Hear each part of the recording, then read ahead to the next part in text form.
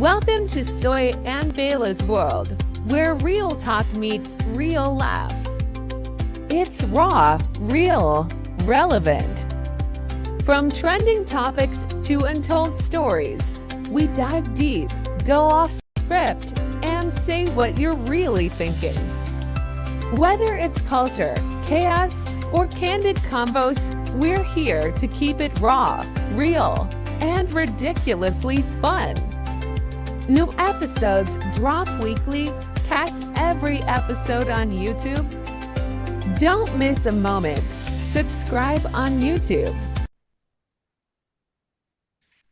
Good afternoon, ladies and gentlemen. It's wonderful to be here again at Soya and Baila's world. We have a very special program and a very special guest. Before we get to that, first of all, I want to welcome our hostess, Baila. Soya's away, so Baila, it's all yours today. Oh, that's all of ours. Okay. Anyway, as probably most of you have heard, it has happened again.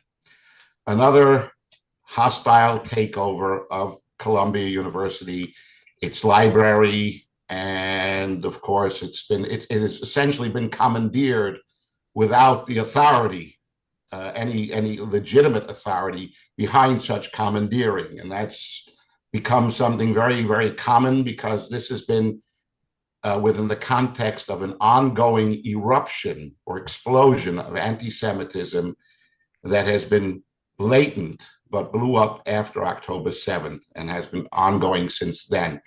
Baila, at that, I want you to introduce our very special guest today, and we'll get into the subject matter. Thank you very much. Our special guest today is Bill Tinglin. Bill Tinglin is a visionary leader in social impact, humanitarian advocacy, and global unity. He's the founder and CEO of School News Nationwide, Goodwill Ambassador to Ukraine, United Nations, collaborator, as well as a distinguished speaker and member of the United Nations platform, where he strategically aligns with the non-governmental organization Economic and Social Council and the Conference of Non-Governmental Organizations. He is deeply committed to championing the United Nations Sustainable Development Goals, and he is working closely with academic institutions and governments worldwide to advance those objectives. Bill's efforts are to promote educational empowerment and sustainable development, particularly in the area of anti-Semitism. Bill, welcome to Soya and Baila's world. Thank you so very much, Sawyer, Baila. It's an honor to have you, Bill. Yeah, but Bill, I wanted Bill, to start off asking you is your work is renowned for promoting peace. You launched the World of Bonds in 2005, which is an initiative to bridge African American and Jewish communities. Can you tell us a little bit about that? Okay.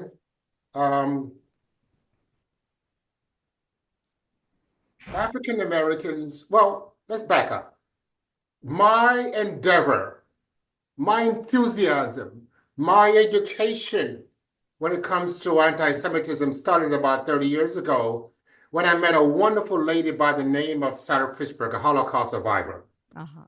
I'm a journalist, I'm a writer, and I was given the task to write a story of how African-American slaves built Yonkers. In the interim, I met Sally Fishberg, Holocaust survivor, and Abraham and Baila. My life became revolutionized. So in the interim, in the spotlight of that, Sally and I have done many more, seen more than 100,000 people in speaking about the importance of anti-Semitism, education, and moreover, we have won several awards from congressmen, congresswomen, political organizations, all endeavors. Oh, Sally, God bless her, God bless her.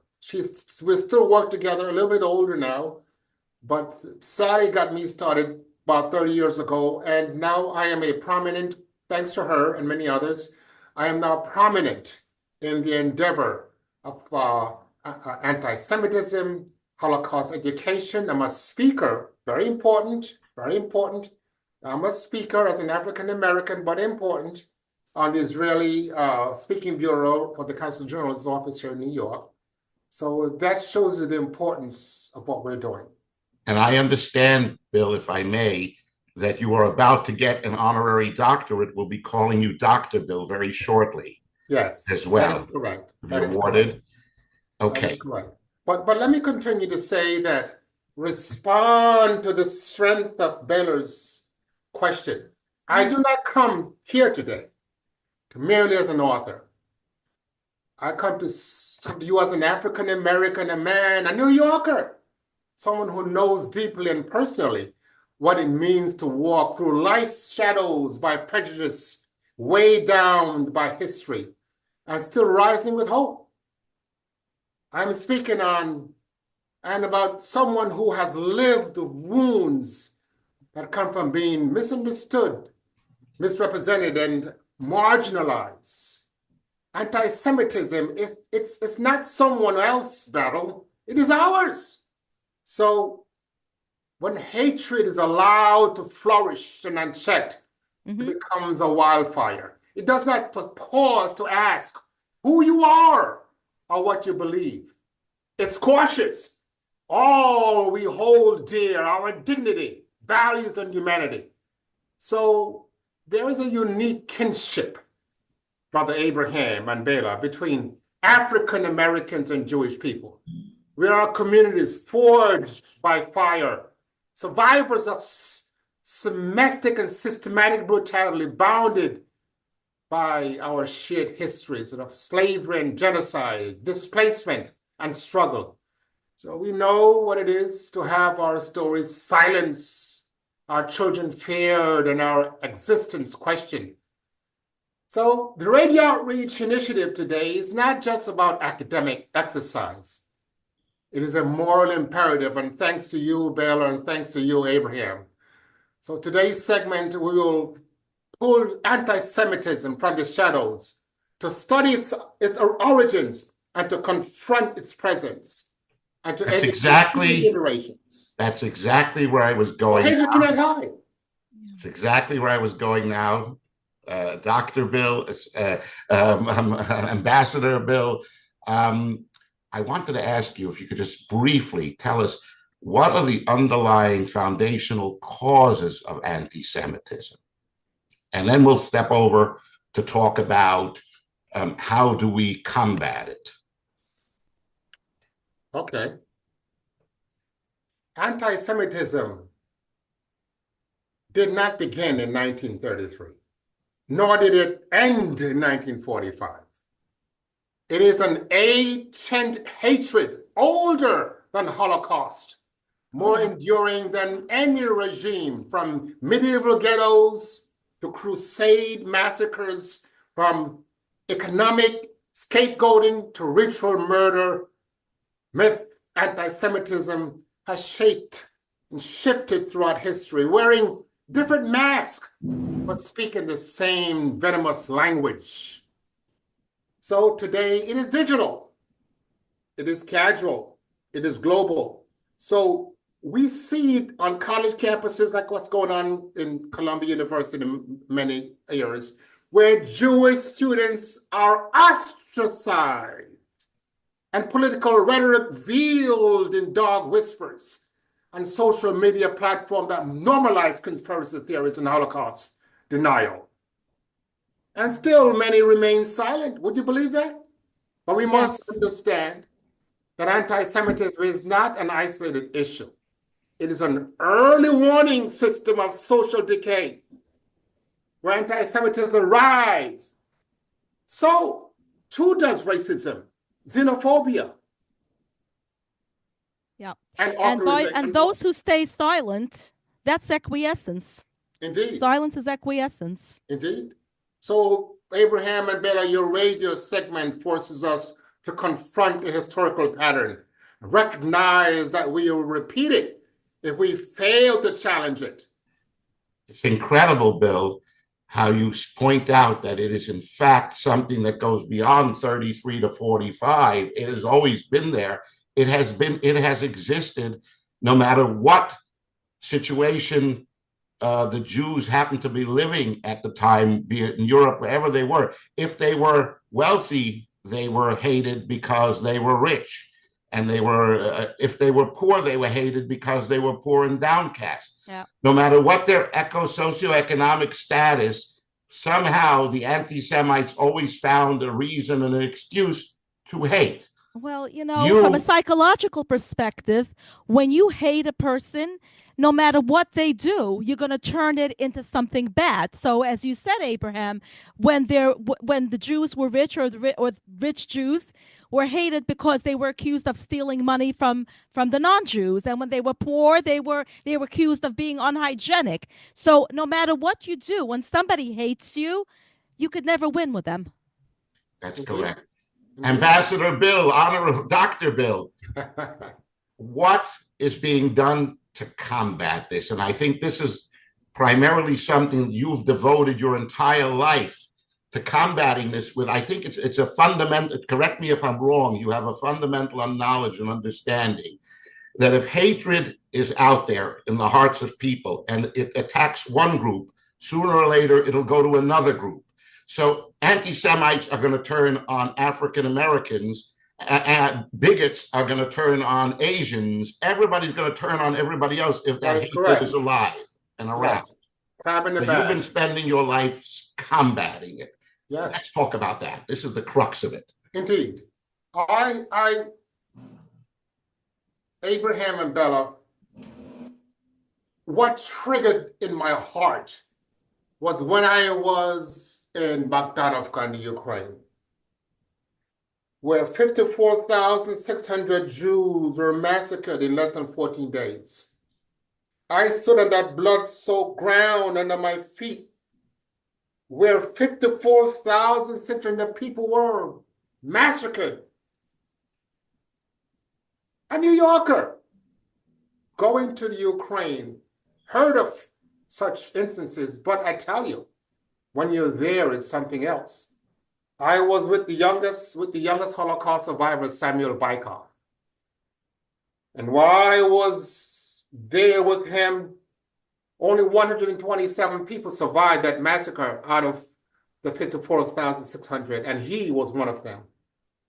Bella and Abraham, while I was there, we were planting trees, 127 trees, to share with the world of the people who survived, those 127. And while I was planting a tree, I heard a voice that says, make sure that this doesn't happen again. I heard it loudly. I cannot explain it, but I'm a grown man and I know what I heard. And I looked up at Samuel, the Holocaust survivor, because we were together. He's my mentor and educator. I said, Samuel, did you hear that? Did you hear that, Samuel? He said, heard what? And I told him. And he put his hands on my shoulder and he said, son, we have a lot to do. So I have a picture of that in my book. Because of him, I wrote the book, One of Humanity's Darkest Hours, The Untold Story of the Holocaust. It's 427 pages, but it's nothing like this has ever been done, Abraham and Bella. Why? Because it goes back to the history of the Holocaust. It has barcodes and interactive technology in the book itself. The book speaks to you. It becomes alive. In other words, it's interactive. You can, as you're reading, you can actually see a video or something that's connected to what you're actually reading. That is correct. And if that's incredible. That's the newest technology, and it's really so you've done this as an aid to educating. Indeed. To make it okay. 2.5 years to put this together. We had some professors and some engineers, and we put it together. And we want this book to be in all the school systems, starting from the 8th graders on up to colleges, high schools. So we're looking at 90 million people. That's our target. Wow. Wow, amazing. You know? Can you talk a little bit about Tour for Tolerance and Innovation? Sure. Tour for Tolerance started here again by the initiative of Sally Frisberg and I.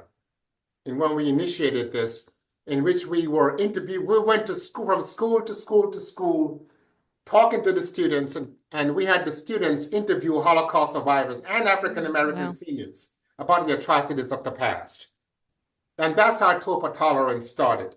In the interim of that, we have seen thousands of students, places of worship, arenas. Sally and I are hand in hand, and other people together. But let me share this with you. And I know you know this, but since we have listeners, I just want to share with them and us that hatred is not born, it is taught. Yes. But the good news is that understanding, compassion, and truth can also be taught. Education is the vaccine against the virus of bigotry, and is our most potent line of defense. So through my curriculum, and that is one of humanity's darkest hours, and it's the efforts of our courageous educators and students are not just learning dates, they are meeting people, they are hearing the testimonies of survivors, reading about children like themselves who are denied future, and grappling with what its items to be human in the face of inhumanity. So an organization like the Anti-Definition League, the Simon Wiesenthal Center, USC Shoah Foundation lead the discharges, and they are creating real change in classrooms, real changes through lesson plans, educating training, and community initiatives directly confronting anti-Semitism. Right. And I understand that we must do more. Bill, We must continue to do more. Always, Bill, but I understand that you have done this across the United States and beyond. You have been working this educational program all the way to countries across the world, literally. Yes. And you have really literally visited countries across the world. Yes. And have very, done this. very impressive. You know, Bill, Ambassador Bill, you are a role model. And I have to say, you are a young Martin Luther King, if I may say so. And I am absolutely in awe of your work. And I know I can speak for Abraham, who feels the same. You can, Baila, because I was about to say that. Okay. You remind me so much. Great minds think alike. Yeah, he reminds me so much of the great Reverend Dr. Martin Luther King, Yes. One of the greatest, if not the greatest man of the past century, whose entire life was dedicated and devoted to love and to education and to understanding. And Bill, you've done this. You are doing the same thing. Indeed. Bill. Indeed. Bill, the book. Yes. Are you getting it out there now? How's it? Yes, we recently were in Los Angeles recently at the Los Angeles Times book fair of the University of Southern California, in which we're getting the book out. Okay. We are also trying to get our book in the system, our school systems here. We have sent it to Yaveshem. We're working closely with our Holocaust Museum in Long Island, also in Washington, D.C., our Holocaust Museum here in Manhattan. We're doing the best we can to get it out. However, Abraham and Bella, I believe the more audience, the more we speak of it, we must continue to demand that schools make Holocaust and human rights education a core part of their curriculum. Right. And I believe we must continue to cultivate empathy, not just intellect, in every student we reach. And it's very impressive. Your partnership with Jewish organizations are extremely impressive. For example, Yad Vashem and the Museum of Jewish Heritage, also the Museum of Tolerance. What is your position in those partnerships? We are on the same avenue, the same parallel road of educating, influencing, and empowering the massive that Holocaust existed. It happened. And not because of that, Bella, Abraham, we have less than 14,000 Holocaust survivors remaining in New York. Less than 14,000. I don't think I'm doing enough. Oh, I want to be able to Wow. massively and pray to God every day to give me the strength, the understanding, and the wisdom. I want to get up on the mountaintop and share with everybody the importance of Holocaust education. amen. And Because we if we don't bless do you, what we're doing, it's going to repeat itself. and we bless you, and we thank you for everything that you do, because Yeah, I second that. the world needs more people like you, Dr. and Ambassador Bill, because what you're doing, and I hear, and if I'm hearing correctly, correct me if I'm wrong, I'm hearing that awareness and education is the panacea to hate. Indeed. That is the answer to bringing about peace in the world. Indeed. So the great writer says, Abraham and Bella, while books inform, relationships transform. So this dialogue is a level, an opportunity of transforming through dialogue. Bill, how can people between the worlds that history tried to keep us apart? Bill, how can people reach out to you and to your organization if they want to, let's say, have you at a book signing, have you speak, have you, get, how do they access you, Bill? Easy. BillTinglin.com. BillTingling.com. My name rings a bell. Tinglin. So just remember my first name, Bill Bell Tinglin. It's just without the last G at the end. It's Bill Tinglin. It has a G at the end. What can people do? What can people do, like the general public? I mean, what advice do you have for anyone that's experienced anti-Semitism? Because you know what, anti-Semitism is not just against the Jews. It extends to Americans. It extends to different groups. And you Indeed. mentioned the Holocaust. Adolf Hitler did not just kill the Jews. He Indeed. killed anyone that he felt was beneath him. Indeed. Or at least that's what he said or preached. So it's not just anti-Semitism is not just a Jewish problem. It's a problem for the world. Indeed. I wish people would get it. Indeed. So in conjunction, in light of what you've just said, Bella, when a Black church invites a Holocaust survivor to speak, a synagogue hosts a gospel choir. Yeah. A Muslim, Christian, and Jewish leaders break bread together. Something powerful happens. We remember who we are.